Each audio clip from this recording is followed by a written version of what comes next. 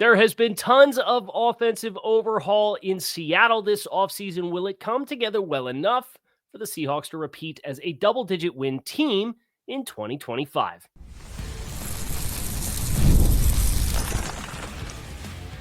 You are Locked On NFL Scouting with the Draft Dudes, your daily podcast for NFL and college football scouting.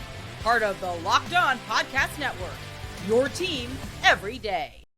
What's better than this? It's guys being dudes here on the Locked On NFL Scouting Podcast. We're the Draft Dudes. I'm Joe Marino from Locked On Bills. He's Kyle Crabbs from Locked On Dolphins. And we are your NFL experts here with you daily to talk team building across the league on the Locked On NFL Scouting Podcast with the Draft Dudes, part of the Locked On Podcast Network, your team every day. Want to issue a big thank you, shout out, and welcome to our everydayers. Those of you who never miss a single episode, we appreciate y'all being here very, very much. Today's episode is brought to you by FanDuel. Right now, new customers can get $200 in bonus bets when your first $5 bet wins. Joe, happy Seattle Seahawks Day to you here on the 2025 Locked On NFL Scouting Roster Assessment Series. A lot of changes offensively for Seattle. Mike McDonald going into year two. Did a lot of heavy lifting with that scheme last year and some juggling of some guys on defense, but kind of feels like they liked that side of the ball. There's an offensive coordinator change. So a lot of change offensively for Seattle. We're going to work our way through this roster and a lot of the changes that they've made and kind of explore what the caliber of the players is from our assessments. And we're classifying players as cornerstones, quality starters, sufficient level starters, quality depth players, replacement level players, rookies, incomplete evaluations, and then non-roster caliber players in some way, shape, or form. And then when we're at the end, we can quantify based off the values that those designations carry, quantify these rosters and kind of rank them a little bit. So we'll start with skill players today, look at the trenches and then the back seven. And Seattle's got some new faces and some longtime faces that aren't here anymore. I think that's the first thing that's very striking when you look at the 2D for Seattle. It's a year and a half of Mike McDonald as the head coach here, and it's been a year and a half of tinkering, right? Hasn't that kind of been the story, whether it was the linebacker transitions that happened multiple times in year one, and Baker and Dotson and Ernest Jones, and we win 10 games, 1 year and done for Ryan Grubb. Get out of here, Geno Smith. Thanks for everything, Tyler Lockett and DK Metcalf.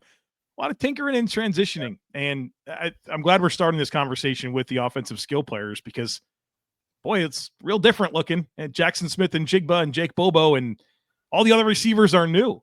Bringing in Cooper Kupp, drafting Torrey Horton, who I really like, drafting Elijah Arroyo at tight end, bringing in Marquez Valdes-Scantling at wide receiver. And when I think about the makeup of this passing game, I think you have your field stretchers, which you get from Marquez Valdes-Scantling, Torrey Horton, Noah Fant at tight end, even Elijah Arroyo. I thought he was the best vertical tight end in the class, which I think opens up a lot for their, I guess you would qualify these guys as their primary pass catchers, and Jackson Smith-Njigba and Cooper Kupp as guys that are going to be route runners, middle of the field targets.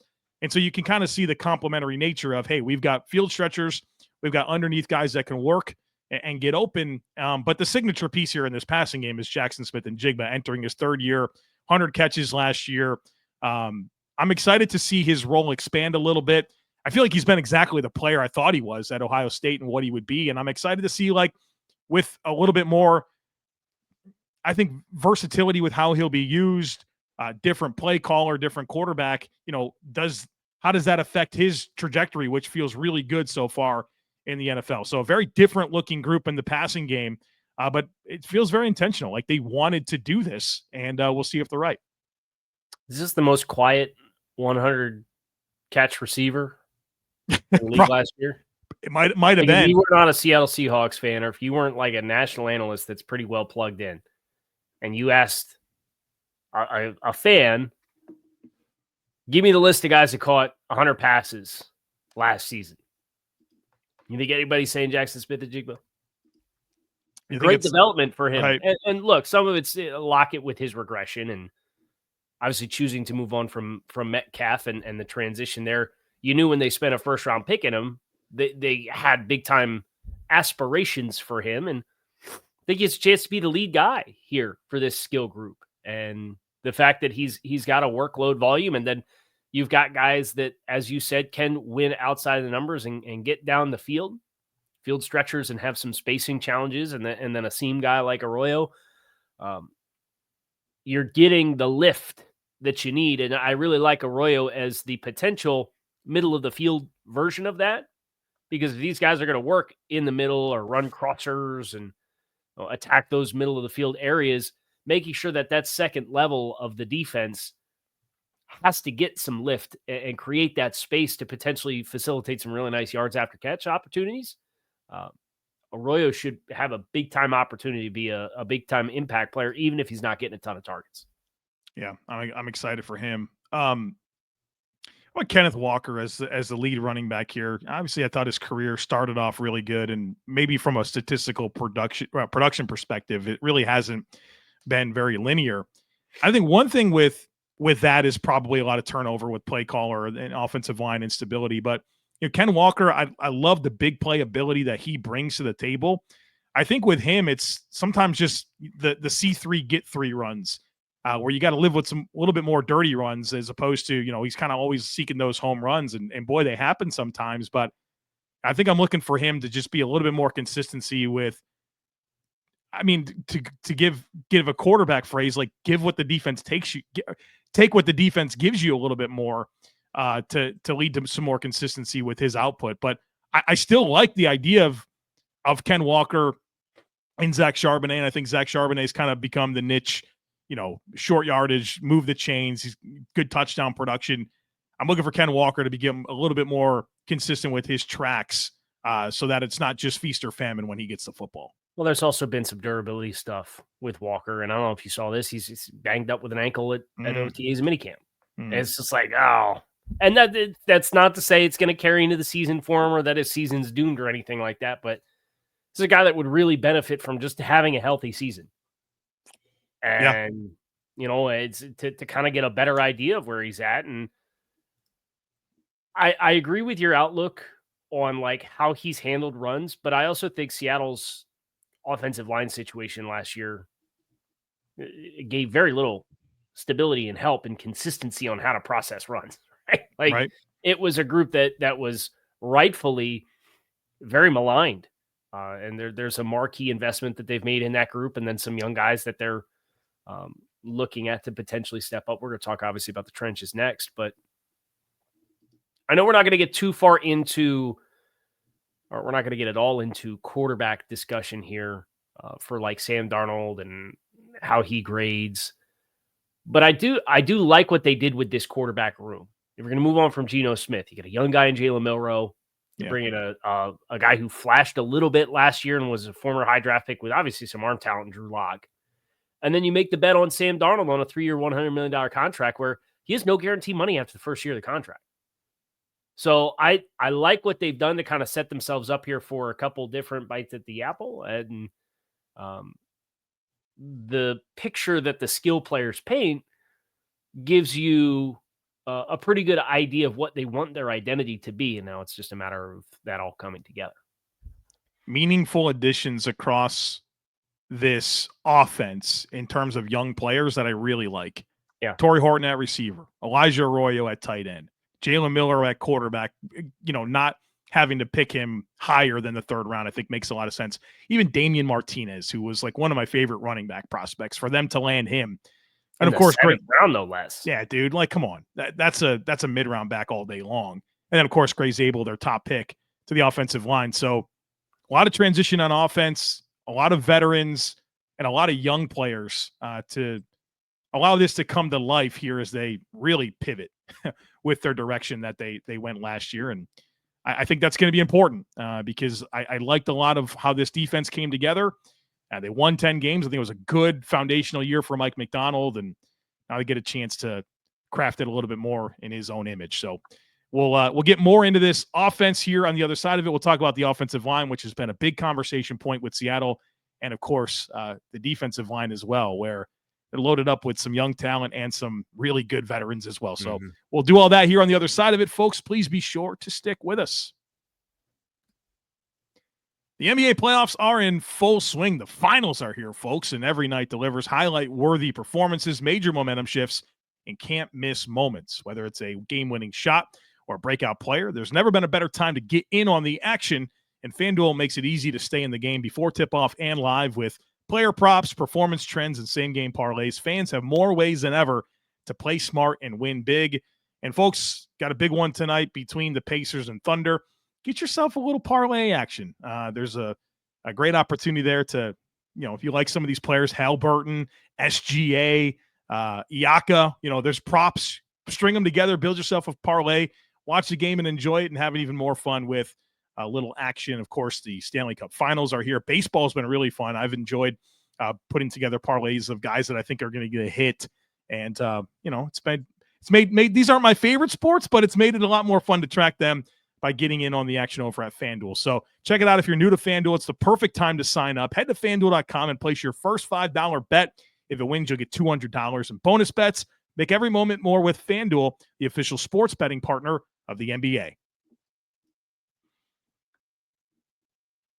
Quick wrap on the skill group. I had Jackson Smith-Njigba as a quality starter. Same. I have Cooper Kupp as a quality starter. I have Kenneth Walker as a sufficient level starter. And Valdez-Scantling as their kind of other top guy I have as a quality depth player. I have it very similar to you. Kupp is the one that was the hardest for me. I gave him a sufficient level starter grade. We could probably meet in the middle there. I gave Fant a sufficient level starter grade as well. I kind of like the makeup of that room. Like, those are really good complementary skill sets where Fant is super dynamic, like all-around athlete, has not really proven to be a consistent, reliable, like volume piece. But A.J. Barner as a blocker, I think that's a big part of this equation. And then Elijah Arroyo, who I think is a future there.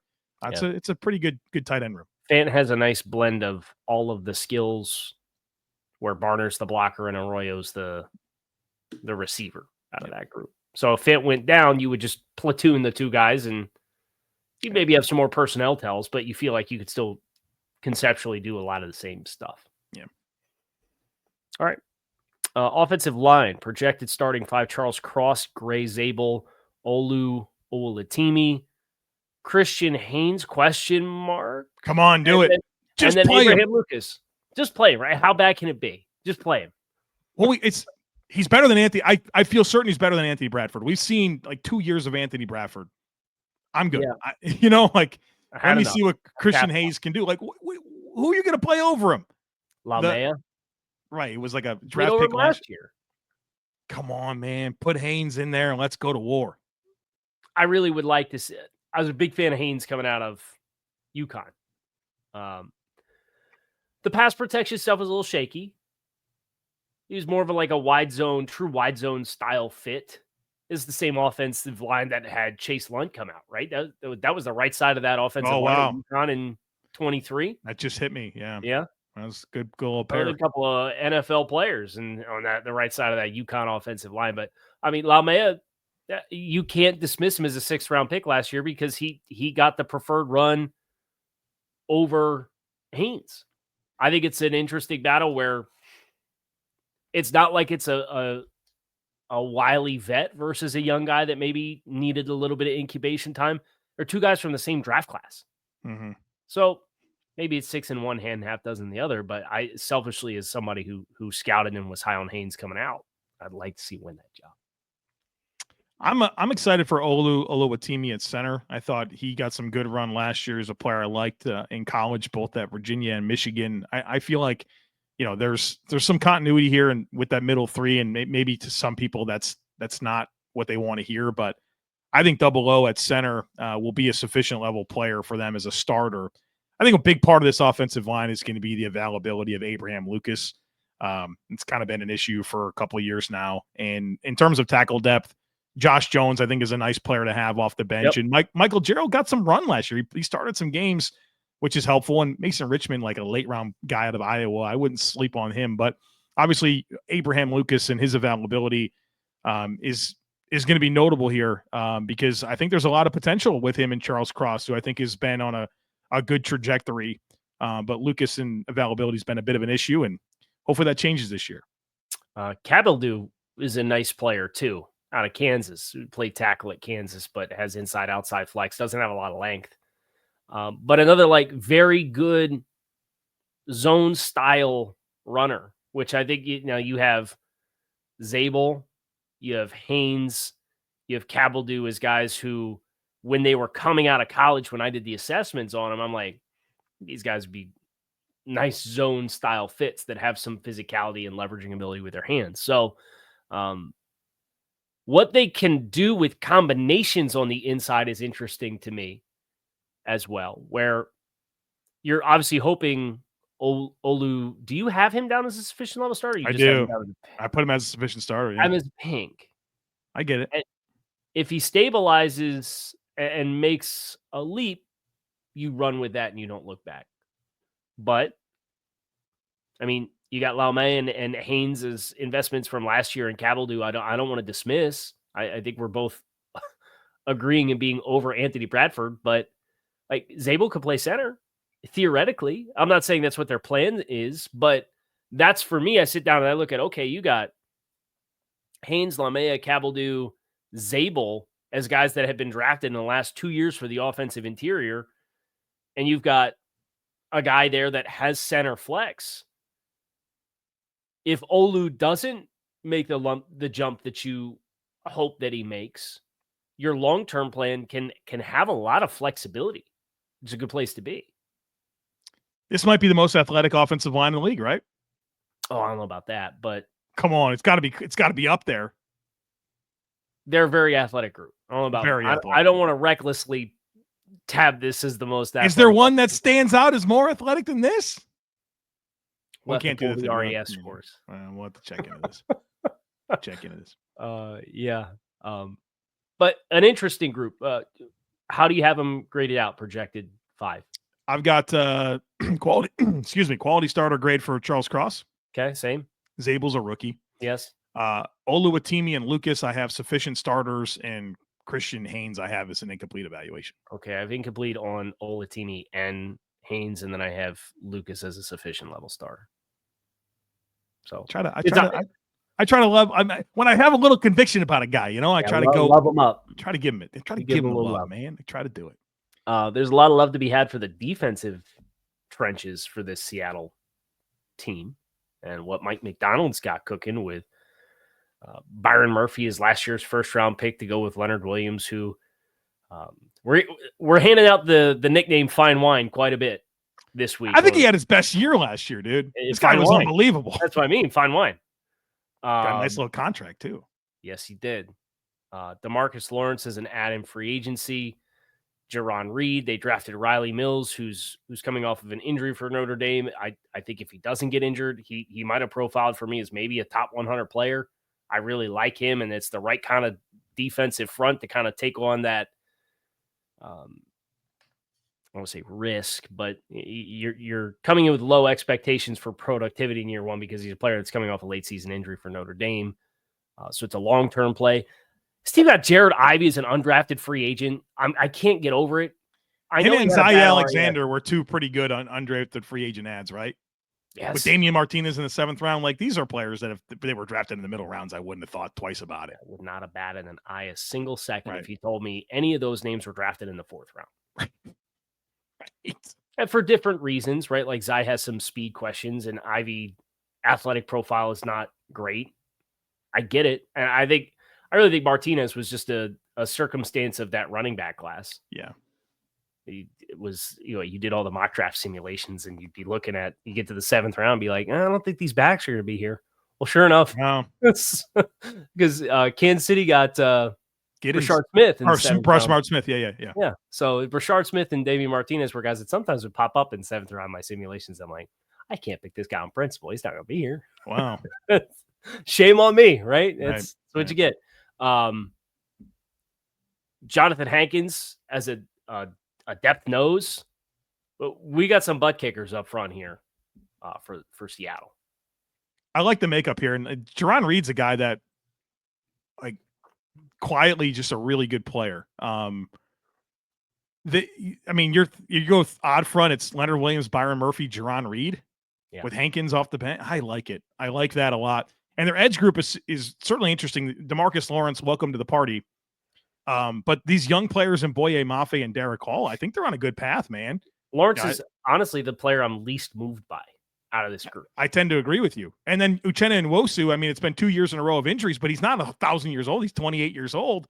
And we've seen him play some really good ball for Seattle. And I like the idea of him in this defense. So good mix of vets, young talent. I think there's a lot to like about the Seattle front.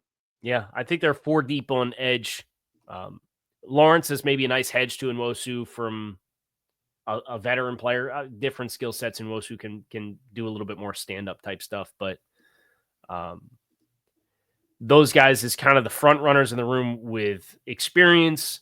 And then young guys that have shown a lot of flashes in Hall and Mafe. And I thought Hall flashed last year in ways that was really, really likable on tape. And they're like big, physical. This is not your 240-pound edge rushers trying to finesse their way around the corner, right? Like these guys have some mass to them too. That pairs with that interior front that we just got done talking about, all the depth that they have. They're going to be difficult to move with consistency for 60 minutes up front. All right. We're going to talk defensive back 7 here on the other side of it. Folks, be sure to stick with us. Say goodbye to sticky notes, scribbled plans on the fridge, and overlapping calendar invites. The Skylight calendar is here to bring clarity to the chaos and help families stay organized without the stress. This sleek digital display syncs with your existing calendars, Google, Apple, Outlook, and more, making it simple to track appointments, practices, dinners, and reminders, all in one easy-to-see place. Folks, I've got 2 young kids here at home. My wife and I were constantly running around to do all the different things that are happening in our life. This Skylight calendar helps keep us organized, and I love seeing the entire week on this beautiful 15-inch HD screen. It keeps our family organized, less overwhelmed, and my wife definitely appreciates not having to remind me all the time about what's going on throughout the week. So check it out, folks. Right now, Skylight is offering our listeners $30 off their 15-inch calendars by going to skylightcal.com/NFL. Go to skylightcal.com/NFL for $30 off your 15-inch calendar. That is skylightcal.com/NFL.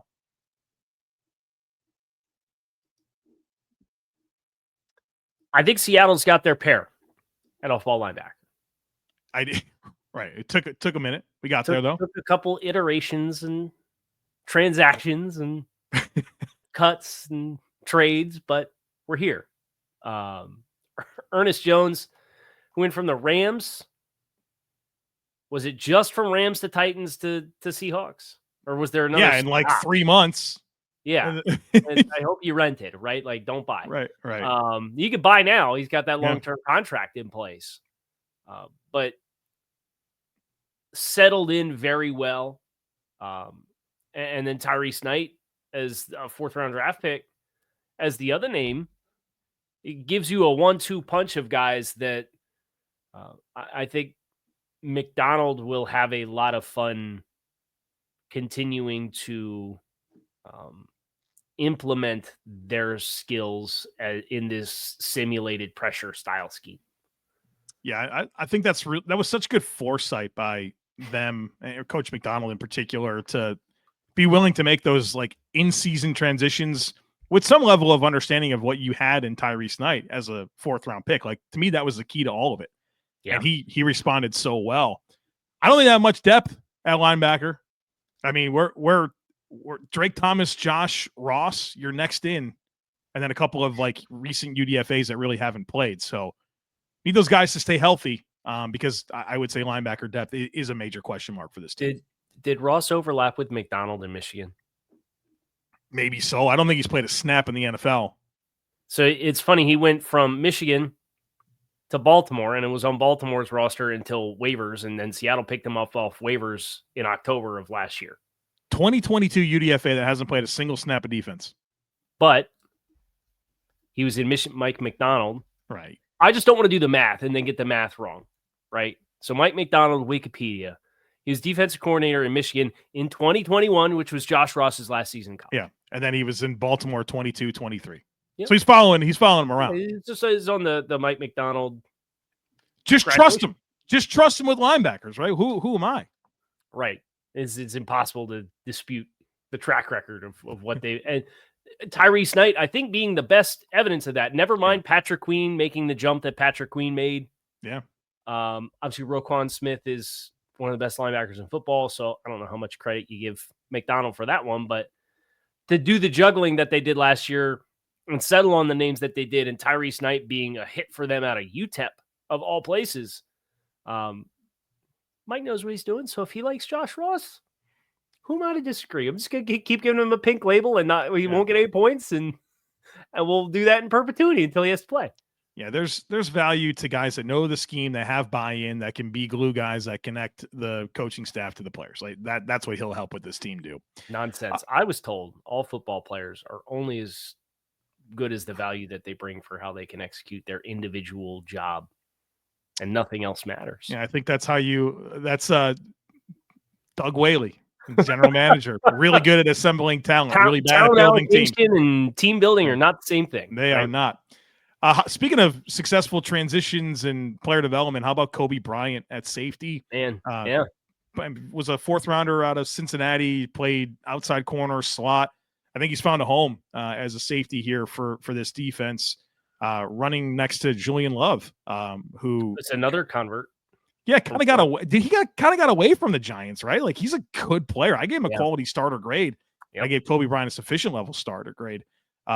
With I think the arrow pointing up on Bryant, not to mention Nicky Manwari as part of the mix here. And I mean, we know from the time in Baltimore, and Mike McDonald's willing to play those three safeties, and you can see how Bryant, Love, and Manwari can work together to give him those opportunities. So it's a good looking safety room.